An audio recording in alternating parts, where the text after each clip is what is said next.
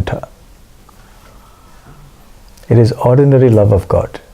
Ordinary, not in the sense of it being material, but in the sense of it being imbued with the spirit of awe and reverence towards God. It is only when Chaitanya Mahaprabhu comes that the love of Godhead is in the mood of the residents of Vrindavan. So this is very special, this Kali Yuga, in which Sri Chaitanya Mahaprabhu comes. Right? So Any what other? will be the difference between that Kali, those Kali Yugas and the previous 3 ages? Because in the previous 3 ages also it's all about Vaikuntha and all the rest. Yes. So same thing will continue. Same thing continues. It's only that the method is made much simpler and much easier in Kali Yuga because the people are very unqualified. That's all.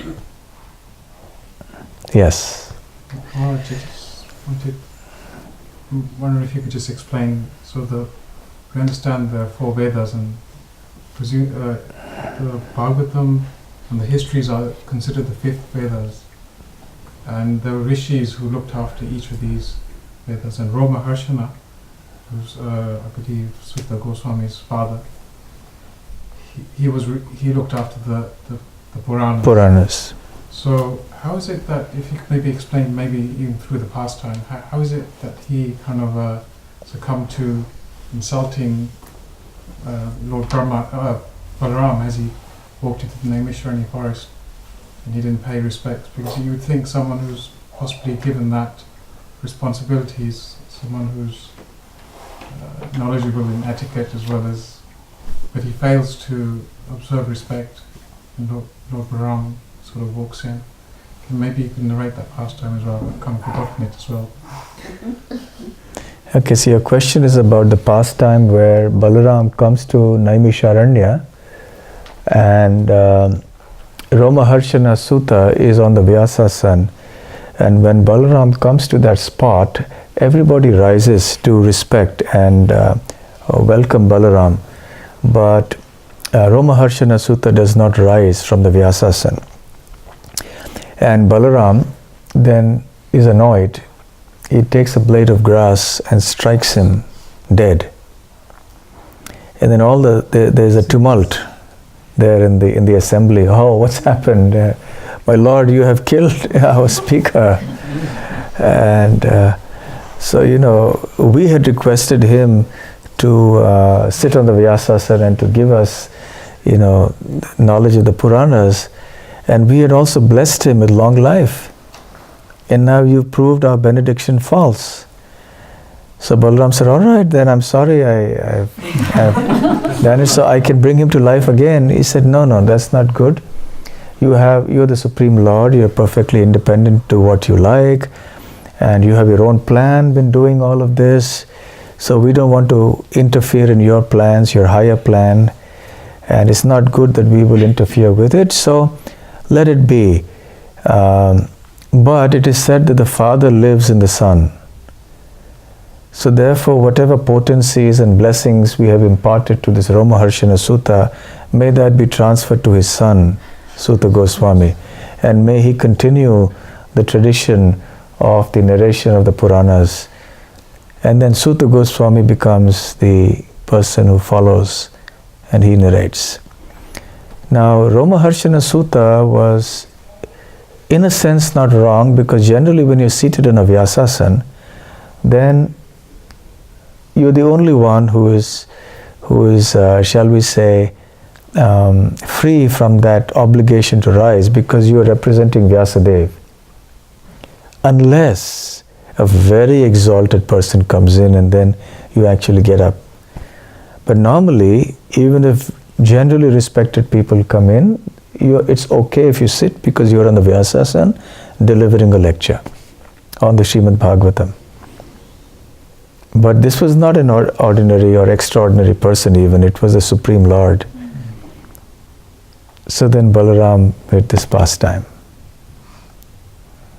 Okay? What's the significance of using the grass or the straw? Is there any significance in using it? It's a kusha grass. It is just to show that that the Lord, he can do anything. He didn't even need a blade of grass. He didn't need that. He could have just thought, let him die, and he would die. But he wanted to just demonstrate that for him, as the Lord, even a blade of grass can be, an instrument to do whatever he likes. He's omnipotent. He can do anything.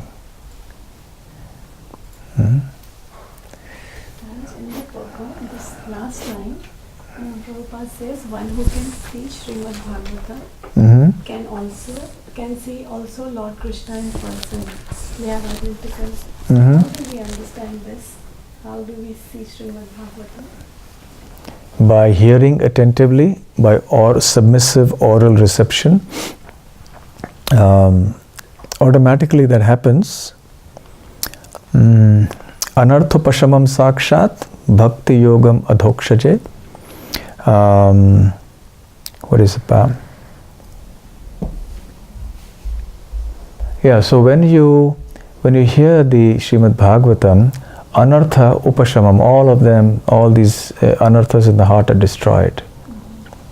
Just by hearing the Srimad Bhagavatam. Chakara Bhagavan Rishi. So this has been created by the Rishi Vyasadeva. So just by hearing the Srimad Bhagavatam attentively, then all these anarthas become destroyed.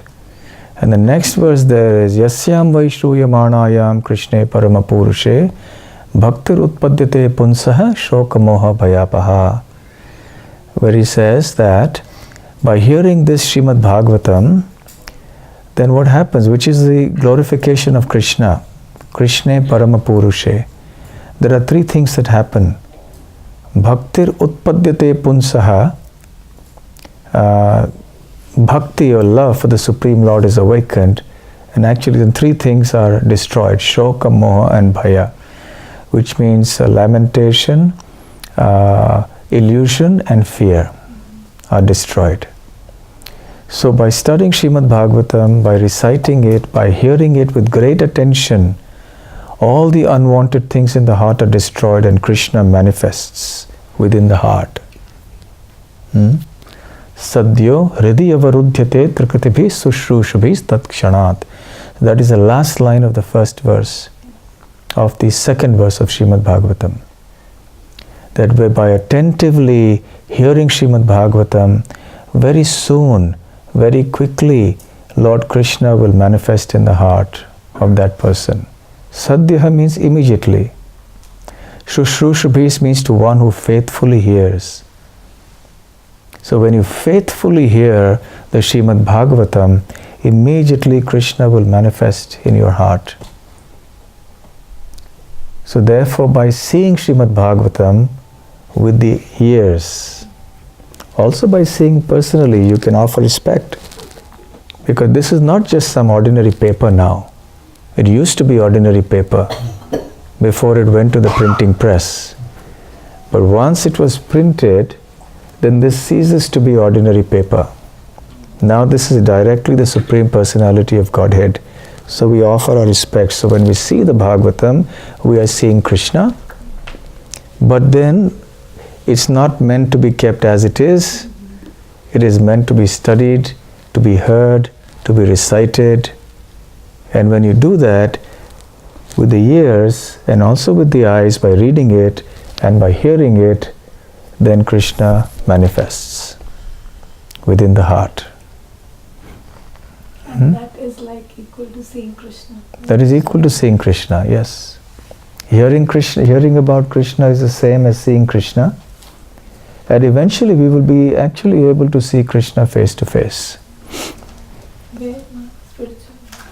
Face to face, he will appear. Wherever we are, in London or in New York or anywhere, he will come. Yes, we have faith. Yes. So this sound vibration is the same as Krishna. There's no difference between this sound vibration and Krishna's form. Any other questions or comments? Yes. You mentioned that we have to understand Bhagavad Gita before reading or studying Srimad Bhagavatam.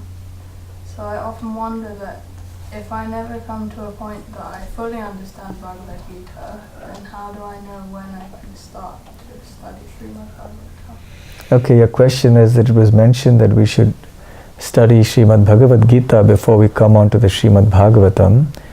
But if it's taking very long to thoroughly study the Bhagavad Gita, then when will we study Srimad Bhagavatam? Well, there's no limit to how much you can understand Bhagavad Gita also. Even though it is a preliminary text, but it is such a deep text. And every verse can have such deep meanings.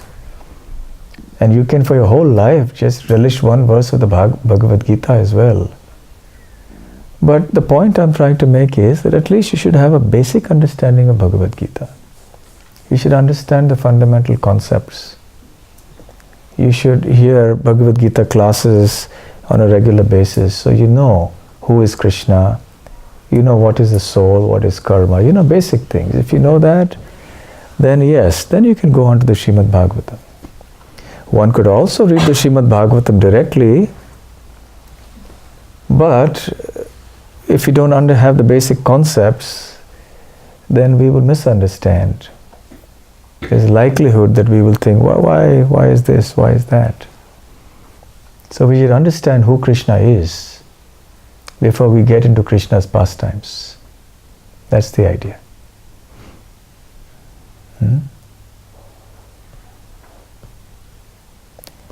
Okay, so thank you very much.